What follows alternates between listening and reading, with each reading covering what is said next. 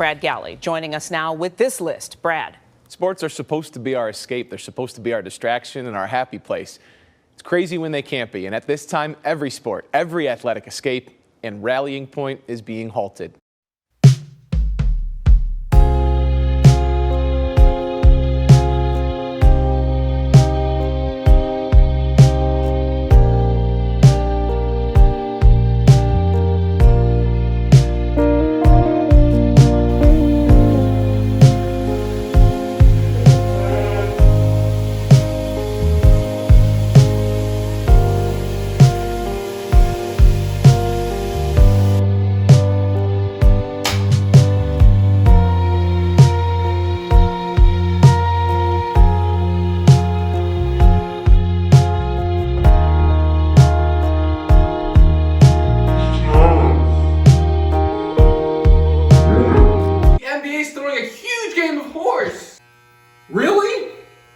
Let's meet today's players right now. First of all, coming to us from Norman, Oklahoma, where it's sunny and maybe just a little bit windy, the Ice Tray, Trae Young.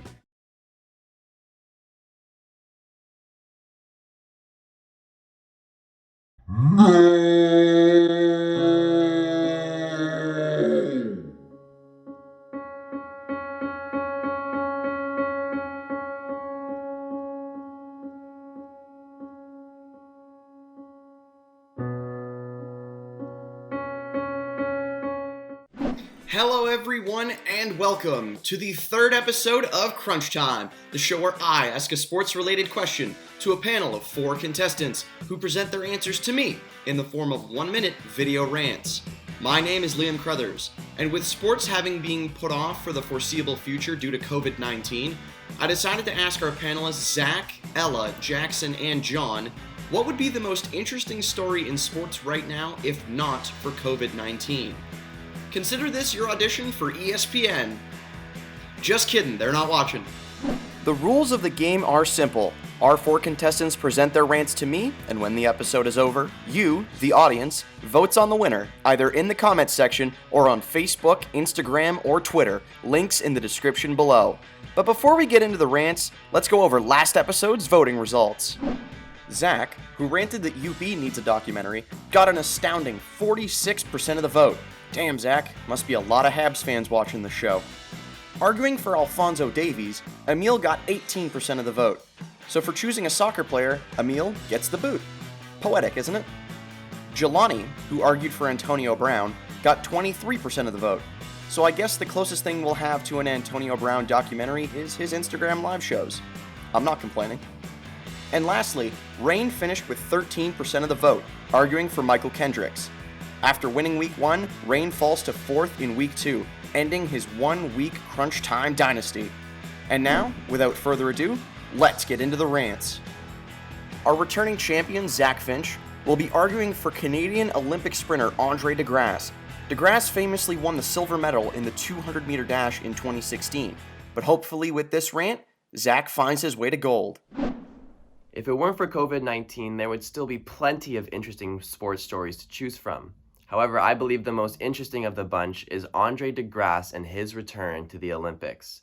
Canadians all remember what he was able to accomplish in Rio 2016, as he was able to take home a couple of medals as well as have a legendary back and forth with racer Usain Bolt. And although the back and forth between Usain Bolt was fun and all, he's now retired and out of the picture, which gives Andre DeGrasse the opportunity to finally bring a gold medal home to Canada for sprinting.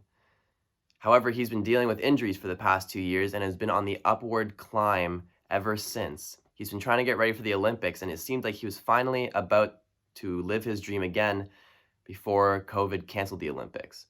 The only positive thing is he'll be ready next year, as all athletes are guaranteed their spot in next year's Olympics. So this story might still be able to play out, and it'll be interesting to see if Andre DeGrasse can bring a gold medal home to Canada. Thanks, Zach. And remember, kids, if you want to be a great sprinter like Andre DeGrasse, make sure you're practicing 6 feet apart. Guys, we gotta flatten the curve. Next up is Ella Benaldi, arguing for the Toronto Raptors. So Ella, will the North rise again in this year's NBA playoffs? Last year, the Toronto Raptors won their first ever NBA trophy on my best birthday yet, and the city went absolutely insane. So I'm here to argue that if COVID-19 hadn't happened, the biggest story in sports would definitely be the Toronto Raptors repeating their win. Here are 3 reasons why. Firstly, there were a lot of doubts going into the 2019 season of how the Raps would play without Kawhi, but they proved everyone wrong, finishing 46-18 before COVID cancellations. And you can't forget about their historic 15-game win streak. Secondly, a lot of younger players really had to step up and show what they were worth, and I'd say that players like OG, Hollis Jefferson, and McCaw, they did prove that they do deserve to be there. And they were called up because a lot of main players like Kyle Lowry were injured, and the Raptors actually dealt with a lot of injuries this season, but still managed to finish second in the East. It's impossible to deny that the Toronto Raptors are the biggest and hottest team in the city right now, sorry Leafs, and that the success of their season could have brought them to another playoff win if not for coronavirus complications. Thanks, Ella. Here's hoping that Fred Jr. has enough magic left to power his dad and the team into a successful playoff run. Next up, it's halftime. Halftime is brought to you by the ENHL Playoff Network, where Thomas West and reigning Crunch Time champion Zachary Finch take you through a simulation of the 2019-2020 NHL playoffs. Into the middle, Nylander. And the puck is dished around. Nylander trying to chase after it into the corner. Travis Dermott it to Nylander. How about that? William Nylander gets the Toronto Maple Leafs on the board first. As that it was a fantastic pass right in the middle. What vision there by John Tavares to get it over to Nylander. And not a chance there for Vasilevsky. He came way out of his... Next up is Jackson Farrow, arguing that the NBA playoffs would have been the biggest story in sport. With this year being the year of the dynamic duo, it would have been interesting to see who would have come out on top. Jackson, what do you think? Well, if not for COVID-19, the most interesting story in sports this year, without a doubt, would have been the NBA playoffs. Specifically, what would have happened in the Western Conference? I mean, you look at the top, the Lakers with LeBron and AD, all the emotion that's been going on in Lakerland this year, with Kobe passing away. Imagine if LeBron was able to take that team to the finals. It'd be his finals with a third different franchise. How iconic that would be. And AD looking for his very first ring? Yes, please. And how about the fact that the biggest challenger to them in the West was in their own city, the Los Angeles Clippers. Imagine that Western Conference final. The storylines out of that. Plus, OKC versus Houston in the first round. Are you kidding me? Westbrook against Paul, facing off against the two teams who traded them for each other. And of course, looking at the playoffs as a whole, imagine if we got Giannis versus LeBron in the NBA Finals. That would have been unreal in terms of storylines. You got the future in Giannis versus the present in LeBron. So all in all, the storyline that we're missing out on the most because of COVID-19, without a doubt, the NBA playoffs. Thanks, Jackson. At the start of the year, we thought the rivalry would be Antetokounmpo versus LeBron James, but now it's Joe Exotic versus Carol Baskin. Is that a win? Last but not least, we have John Nardi, who will be arguing for Kentucky Wildcats basketball. So John, it's time for you to get your head in the game. Tell us why the Wildcats would have given us the best story. It would have been that time of year again. The NCAA National Championship game was supposed to take place last Monday. It's typically a sad time of year for us college hoops fans. Got to go back to that 24-second shot clock, that man-to-man defense, and yes, those relatively anticlimactic endings of the NBA. But put that aside for a second, because the most interesting story in sports would have been the Kentucky Wildcats this year. And I'm not just saying that because I'm a Kentucky fan, or maybe I am.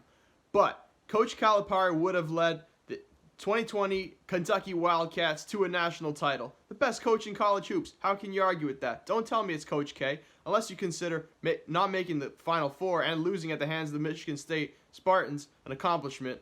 You hate to see it, Rain Hernandez. With guards like Emmanuel Quickley, Ashton Hagans, Tyrese Maxey getting it done, Nick Richards in the paint, hailing from Kingston, Jamaica. If you got anybody else but the Kentucky Wildcats taking the 2020 national title, you just ain't keeping it real. Thanks, John. But if we're being honest with ourselves, the only reason you're out on NBA basketball is because you're from North Carolina. You can only watch Devontae Graham be your best player for so long before you begin to lose hope. Believe me, I know. I'm a Cubs fan. Before 2015, our biggest hope was Giovanni Soto. Well, that is going to do it for the third episode of Crunch Time. Don't forget to like this video and subscribe to the channel. Most importantly, make sure you vote for the episode winner, either in the comments or on Facebook, Instagram, or Twitter. You can follow all of our Crunch Time ranters on Twitter with links in the description below. Once again, make sure you tune in to the ENHL Playoff Network. My name is Liam Crothers. Thank you for watching Crunch Time.